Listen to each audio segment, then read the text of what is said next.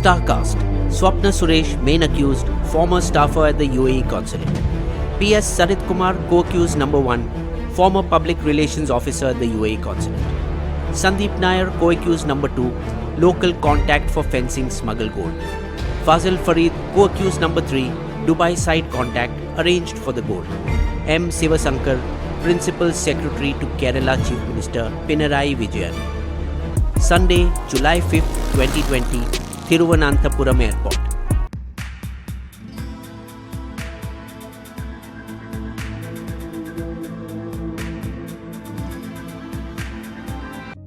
Excuse me, officer. I am Sarit Kumar from UAE consulate. Those bags are ours.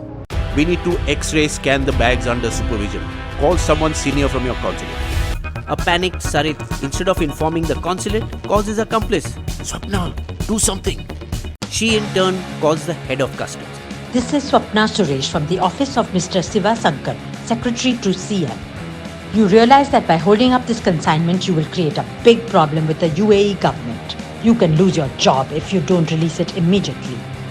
Conducting a search of diplomatic baggage is a serious breach of protocol under the Vienna Convention. But Kerala Customs were acting on a tip-off received in an unrelated case of Malayali actress Shamna Kasim aka Purna.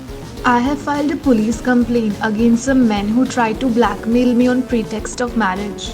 During the investigation, one of the accused revealed, One deal woman. She is involved in gold smuggling in diplomatic baggage. this deal woman was now about to be caught. Mr. Al-Shameli, kindly come to Thiruvananthapuram Airport and identify your baggage. The cargo, listed as bathroom fitting, noodles, biscuits and dates, was opened in the presence of UAE's chargé d'affaires and other Indian government officials as witnesses. Innovatively hidden inside long steel items like door locks, hollow steel pipes and iron rods was 66 pounds of 24-carat gold worth approximately 15 crores or $2 million. The consulate official disowned the contents as the customs seized the cargo. This is impossible. It's not mine. Sarit Kumar, who was kept waiting separately, was immediately arrested and sent to 14 days judicial custody. The next day, July 6th, Swapna Suresh was fired from KSITIL, where she worked as operations manager. But by then, she was nowhere to be found, hiding north of the city in the picturesque beach town of Varkala. 2 days after the seizure, on July 7th, armed with a COVID pass, Swapna, her husband and Sarit's brother Sandeep Nair, who she supposedly hatched the plot with, drove a further 150 kilometers north to the house of a former jeweler in Alappuzha, where she could leave her children, a teenage daughter and a young son, in safe custody. They will not be safe at my house. I will book a hotel in Ernakulam for them.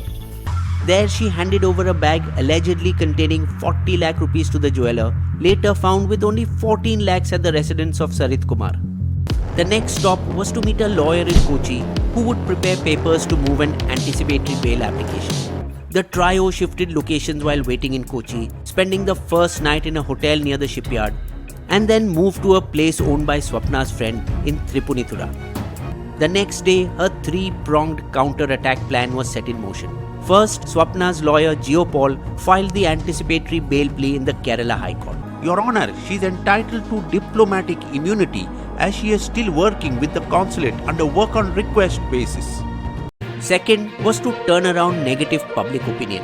The same Alappuzha jeweler then allegedly handed over an audio clip that was aired on TV channels. I'd been framed. I made the call to customs on the instructions of the Acting Consul General of UAE.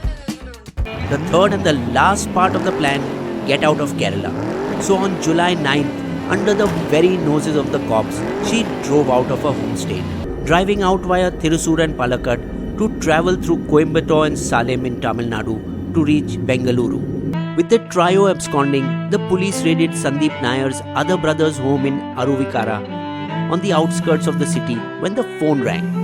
The police intercepted the phone to get their location despite them moving around constantly. Other sources suggest they were traced via Swapna Suresh's home number or alternatively when she charged her card. Irrespective, on July 11th, 6 days after the seizure, Swapna and Sandeep were nabbed by the NIA in a hotel in Bengaluru's BTM layout. Brought to Kerala by road the next day, no car overturned fortunately like in Vikas Dubey, and produced before the NIA court in Kochi, to which the case had by then been transferred. Swapna Suresh, it turned out, was the main facilitator and prime accused in the case. Born and brought up in the UAE, Swapna worked in the Abu Dhabi airport before returning to Kerala sometime around 2010, after which she worked in various travel agencies, and using her skills as a fluent speaker of Arabic, she got a job as an executive secretary in the UAE consulate in Thiruvananthapuram, where she worked for 3 years till 2019.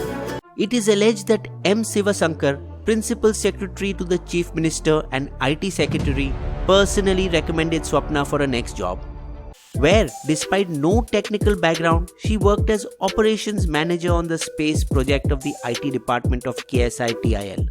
A day after the case broke, Sivasankar was removed and later suspended from service when news of his close association with Swapna was revealed.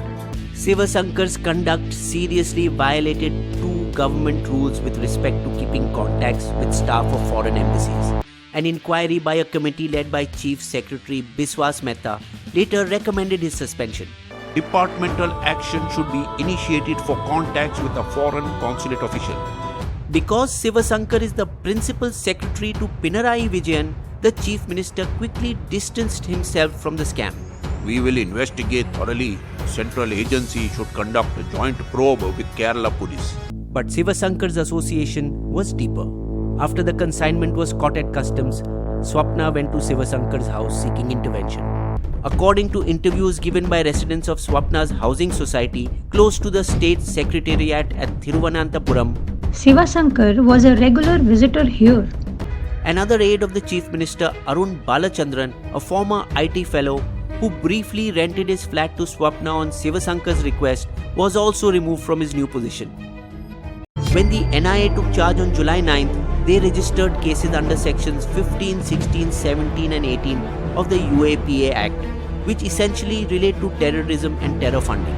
Soon more details of the crime began tumbling out. Apparently, Swapna had forged documents relating to the diplomatic baggage, including the seal and emblem of the UAE consulate. Earlier too, when she worked as a trainer in the HR department of Air India SATS, a ground handling service, she had allegedly forged signatures of 16 female employees to implicate her boss, Vice President Binoy Jacob.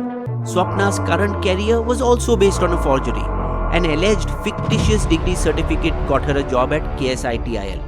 Though her elder brother Bright Suresh, living in Los Angeles, I have my doubts whether she completed her class 10 when we were in Abu Dhabi. But her lack of education did not in any way hamper her social skills. She talked her way into becoming the unofficial hostess of two major events in Kerala, the Kochi Design Week 2019 and the Space Technology Conclave in February 2020. And despite not being with the consulate any longer, she was powerful enough to award Kochi-based Unitag Builders the Life Mission Housing Project in Thrissur, for which, according to ED Special Prosecutor T.A. Unikrishnan's submission before the court, Swapna alone received 6% commission for this charity project sponsored by Red Crescent through the UAE consulate. Similarly, she allegedly received kickbacks for selecting a company for doing up the interiors of the UAE consulate in Hyderabad and for appointing agencies for visa stamping, attestation and certificate verification at the consulate. Her call data records suggest she was in touch with several high-ranking personnel. She spoke to the UAE Consul General 138 times, another diplomatic attaché at the UAE consulate 28 times, and Kerala's Higher Education Minister K.T. Jalil 9 times between June 1st and 26th. Jalil denied any dealings with Swapna, claiming the calls were strictly professional. Consul General of UAE assigned Swapna to coordinate the distribution of food kits in the month of Ramadan and released screenshots of messages with the Consul General to prove it. Swapna also spoke with Sarit Kumar 45 times, while Sarit's call data records show him in touch with Sivasankar several times in the run-up to the gold smuggling. The NIA soon zeroed down on another suspect in the case, Fazil Farid, a 36-year-old Dubai-based businessman. A man with a passion for car racing, but facing 4 check bouncing cases over unpaid rents. Farid, a resident of Thrissur, did business with Sarit Kumar in Karama, Dubai, inaugurated by Bollywood actor Arjun Kapoor, who was paid a huge amount. Fazil was the network's suspected UAE link who is believed to have sent the gold to India using the cover of diplomatic baggage at least 15 times.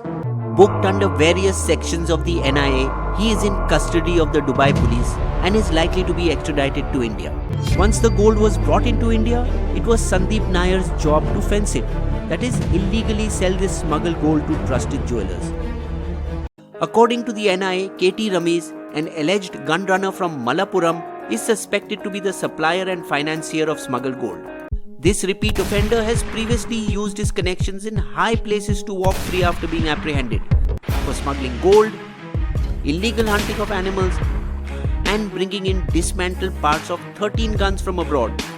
He and 3 of his associates have also been detained by the Directorate of Revenue Intelligence. Some developments are surprising, like the fleeing of acting counsel of the UAE, Rashid Khamis al-Shameli, who quietly took a flight out of India and went back to the safety of his home country. Many of the documents used to smuggle gold bear signatures of a top consulate official, which will be compared with specimen signatures available with the State Protocol Office.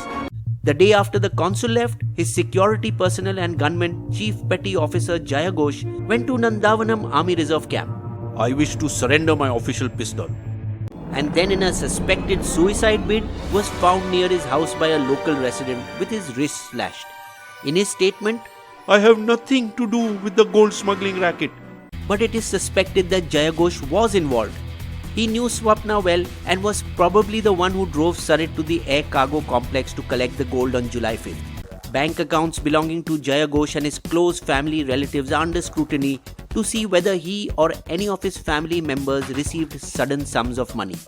This case has several political angles, especially since Kerala's assembly elections are slated for April-May 2021.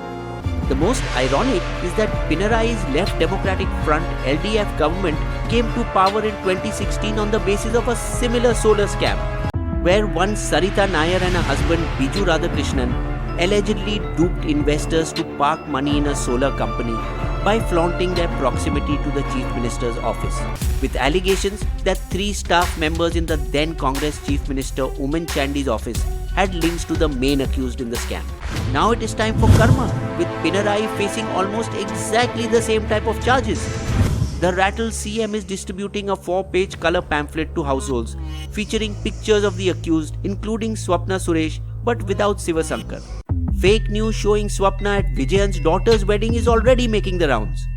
Despite BJP whipping up passions over the Sabarimala issue and Pinarayi going all out to enforce the Supreme Court orders because the decision worked for him politically, ironically, were Pinarayi's government to fall, the gain would likely accrue to both their main rivals, the Congress-led UDF. Now the only way BJP can benefit if the probe throws up Congress leaders too and somehow involves leaders of both the LDF and UDF.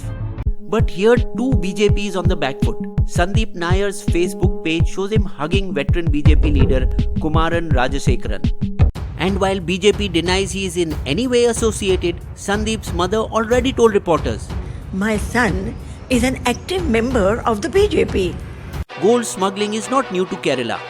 Last year, more than 550 kilos of smuggled gold was reportedly seized in the state, a national record.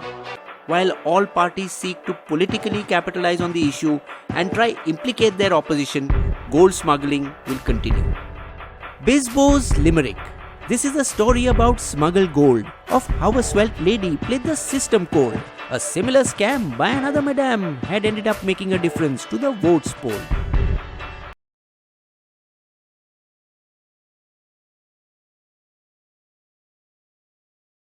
Subscribe to Bisbo and click on the bell icon to get notified whenever Bisbo releases a new video. Sources of all our information is listed in the video description section.